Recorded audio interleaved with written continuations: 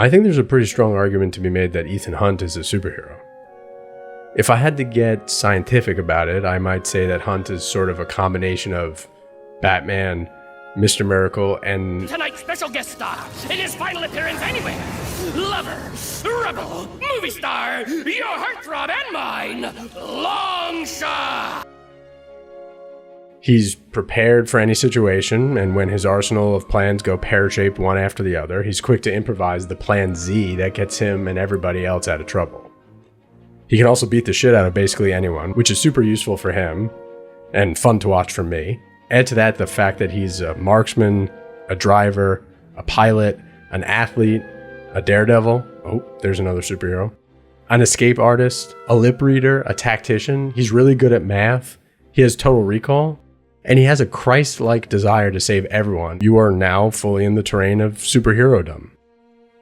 While I don't think Rogue Nation is necessarily the movie that proves this argument, I do think it puts a really fine point on it.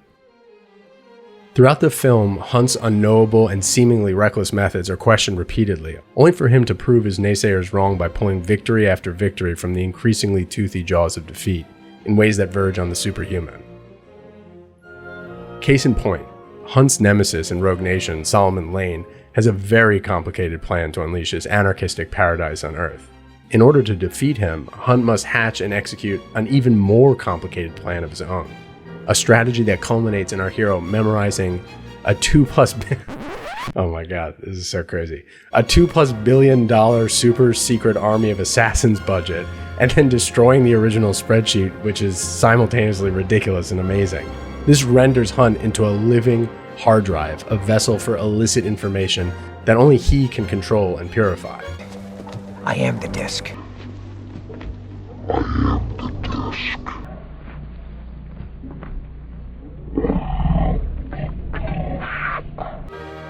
What I'm trying to say here is that while Hunt is perfectly capable of using violence and various other physical methods to neutralize his foes, he is equally capable, if not more so, of using his intellect to save the world, only in the most extreme ways imaginable. He is master of both the physical and mental realities that a spy operating at his level must navigate in order to be victorious. In Rogue Nation, this ability approaches both a cosmic and a spiritual level. The movie all but depicts Hunt literally bending reality to his will. He is, as Alec Baldwin's Chief Hunley puts it, the living manifestation of destiny. So if Rogue Nation merely reaffirms my argument, what if anything does it do to suggest something new about this enduring character? My view is that Rogue Nation doesn't just solidify Hunt's status amidst the pantheon of fictional do-gooders. I think it actually situates Ethan Hunt as the premier superhero across the entire history of cinema.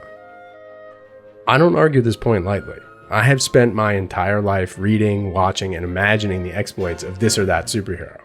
I think if we were operating purely in the realm of comic books, Ethan Hunt probably wouldn't stand a chance, in terms of the qualities that make these kinds of heroes exciting to engage with, against the likes of Superman, Batman, Spider-Man, or the X-Men. But in cinema, I don't think there's really any other character that meets Hunt's stature, even though he's only like, 5'6". Again, I don't mean this in the sense of playground power rankings. I'm not talking about who would beat the Hulk in a fight. I'm speaking more in terms of what makes superheroes vital and attractive to filmgoers in the first place. How can such a thing even be possible in our marvelized modern condition, you might ask? There are superheroes everywhere these days. You've got your Batmans, your Supermans, your Spider-Mans, and Captain Americas, and all those candy-colored Ubermenschen assaulting our collective psyche on a quarterly basis. How can the diminutive, and let's be real here, middle-aged, Ethan Hunt stand a chance? Hunt is noble, he's effective, and he's incredibly cool. None of these qualities make him unique, though. Superman is noble. Batman is effective. Iron Man is incredibly cool.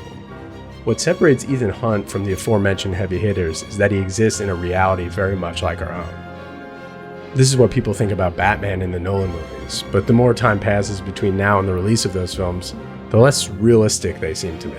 I think that has more to do with Nolan's flaws as a director, and that's a whole other discussion, than anything else, but the truth remains, they don't feel as real to me as the Mission Impossible movies. Why? It is precisely because so much of what Hunt does in the Mission Impossible movies is in actuality Tom Cruise performing for my pleasure in a physical and believable reality. The wedge between character and performer is, if not razor thin, then certainly the thinnest it's ever been on the big screen. Because we know Tom Cruise is hanging off the side of a plane or speeding down the road on a motorcycle without a helmet on. Not only can we verify the reality of these sequences by watching the film, but we've been pre-fed a certain amount of information via the considerable and strategic marketing efforts of Paramount Pictures. There's a metatextual element here that most franchises can't have at the conceptual level because they don't have Tom Cruise. Hearing about the crazy shit Tom Cruise is going to do in a Mission Impossible movie is part of the experience of enjoying a Mission Impossible film. It deeply informs and texturizes the process of watching the movie. But there's also a parasocial element that I can't properly articulate nor prove. It's just something I feel. To me, it feels like Tom Cruise is performing for my specific pleasure, like some personal cinematic god. I know that this feeling isn't based in reality, but it's hard to ignore when I watch these films. Maybe that says more about me than it does Cruise, but it seems relevant regardless. Again, I have to return to Christ, another comparison I don't make lightly. If movies are religion, and the cinema is synagogue, what then can we call Cruise if not a god? I understand how tortured a metaphor this might seem, but I am, after all, a simple Hebrew. A man who suffers and risks and toils for the happiness of others is a superhero. Ethan Hunt does that. But so does Tom Cruise. In a rapidly changing landscape that favors expediency and artifice, a landscape that prefers empty spectacle to a nutritious meal, how can we deny this man the crown?